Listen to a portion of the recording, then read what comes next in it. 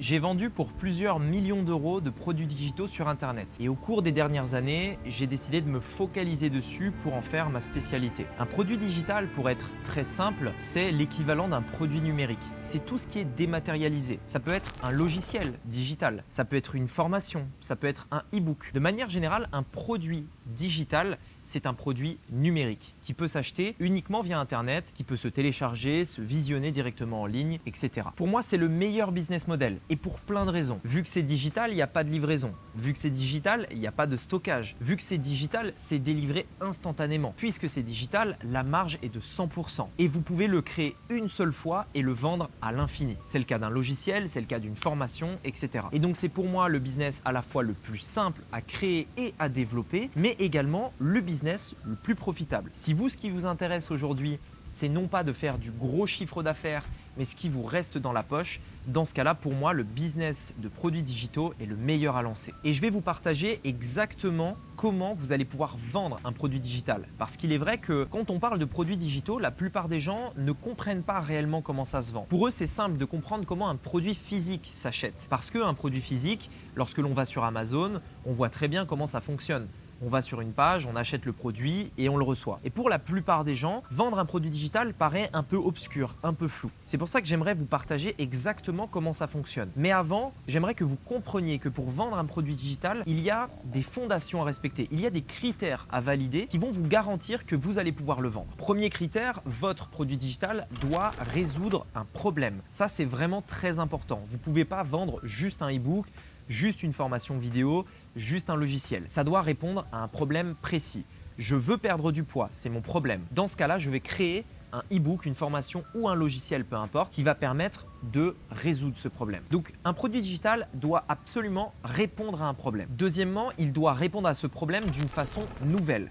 Pas la manière dont c'est délivré, c'est-à-dire formation, mais la méthode qu'il utilise. Par exemple, si je veux perdre du poids, peut-être que la personne a déjà essayé le sport, peut-être qu'elle a déjà essayé la natation, peut-être qu'elle a déjà essayé le régime paléo, etc. Eh bien moi, je vais arriver en disant, en proposant la même chose peut-être qu'elle a déjà essayé, c'est-à-dire une formation en ligne. Par contre, cette formation en ligne va mettre en œuvre une méthode différente, comme le régime paléo, le yoga. Et je vais apporter une méthode différente à travers une même solution, une même façon qui est par exemple la formation en ligne ou un e-book, mais ma méthode est différente. Donc je dois répondre à un problème, le faire d'une façon nouvelle. Dans ce produit digital, je vais essayer de mettre en œuvre également, et ça va être le troisième critère, l'ensemble des réponses aux questions de nos clients pour atteindre leur objectif et résoudre leurs problèmes. Une personne qui veut mincir va avoir des questions du genre « Comment je peux faire pour mincir tout en continuant de voir mes amis ? Est-ce que je peux manger tel aliment ?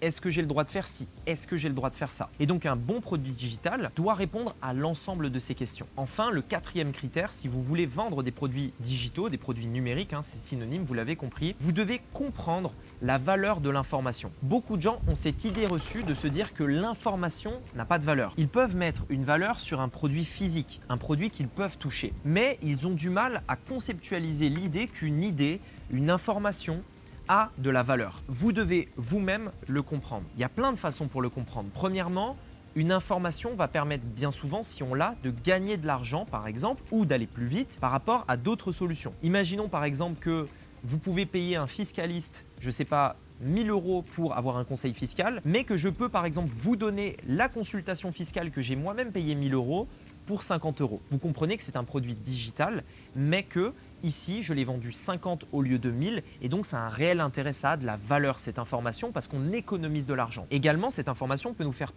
faire gagner du temps. Si je veux mincir et que je ne sais pas comment faire, que je suis perdu, que je ne sais pas à qui demander, je vais payer pour avoir la réponse à mes questions. Et ça a de la valeur parce que je gagne du temps, parce que je n'aurais pas trouvé tout seul et parce que quoi qu'il arrive, on va payer pour obtenir de l'information. Lorsque vous allez chez le médecin, vous payez pour avoir son conseil, c'est de l'information.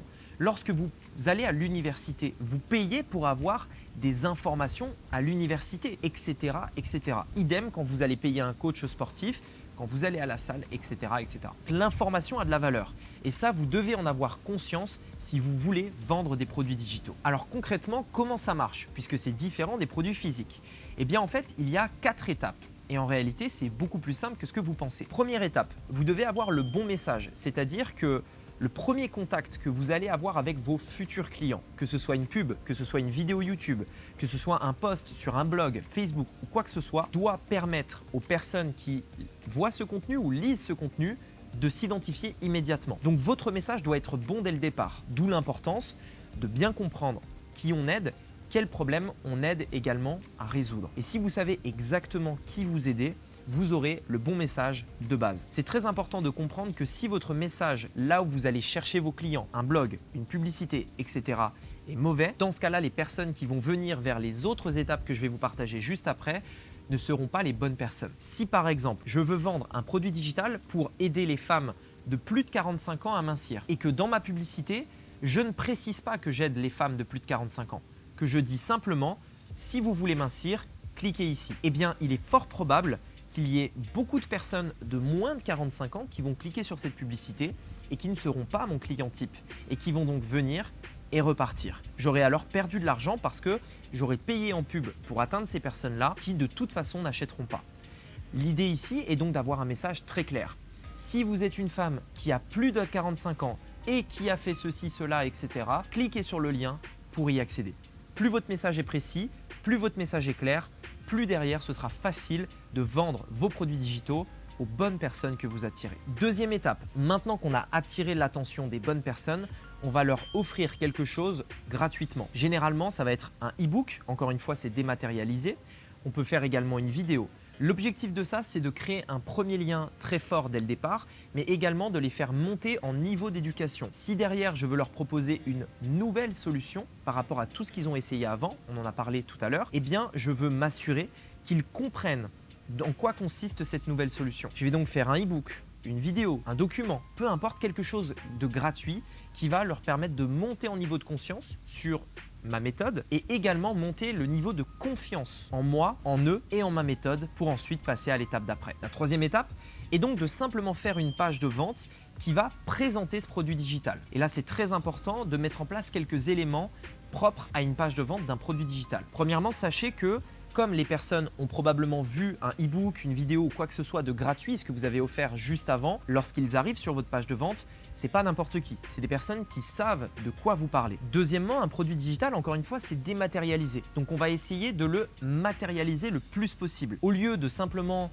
dire c'est des vidéos, on va créer un espace membre dans lequel on va héberger ces vidéos. On va ensuite représenter cet espace membre en 3D en prenant par exemple l'image d'un ordinateur, d'un téléphone ou d'une tablette. Et on va simplement sur cette page de vente détailler tous les éléments qui vont premièrement aider notre client, pourquoi justement ce produit digital va répondre à leurs problèmes et également comment il va le faire, c'est-à-dire quelles sont les différentes leçons, étapes, modules que va contenir ce produit digital. Et lorsque vous montrez tous ces éléments-là, qu'il y a de l'information et que cette information a de la valeur parce qu'elle va réellement résoudre un problème et que en plus de ça, il y a des personnes qualifiées qui viennent sur cette page de vente, alors ce sera très facile de vendre votre produit digital. Une fois vendu, la quatrième étape sera donc de le délivrer. Et là encore, c'est très simple. La personne achète. Automatiquement, lorsqu'elle achète, elle est redirigée vers un espace membre sécurisé. Elle va alors mettre un mot de passe, un email pour se connecter et elle pourra accéder à ces divers produits digitaux, que ce soit des e-books, que ce soit des vidéos, que ce soit des documents, que ce soit tout un tas de choses digitales. Elle pourra y accéder dans un espace membre privé et sécurisé qui va automatiquement lui être envoyé juste après son achat. Voici les 4 étapes pour vendre un produit digital et c'est aussi simple que ça. Si vous souhaitez maintenant savoir exactement comment faire pour vendre, comment attirer les bonnes personnes, en quoi consistent ces différentes étapes qui vont nous permettre d'offrir quelque chose puis de rediriger directement sur une page de vente, j'ai réalisé une formation gratuite qui va aller beaucoup plus loin et surtout beaucoup plus dans le détail avec des études de cas concrètes et des partages d'écran de mon business pour que vous puissiez comprendre exactement comment je fais plus de 7 chiffres par an avec mon business en ligne de vente de produits digitaux. Cette formation est gratuite, vous pouvez y accéder en cliquant sur le premier lien dans la description. Sur ce, je vous dis à bientôt. On se retrouve de l'autre côté dans la formation gratuite. C'était Rémi, à bientôt, ciao.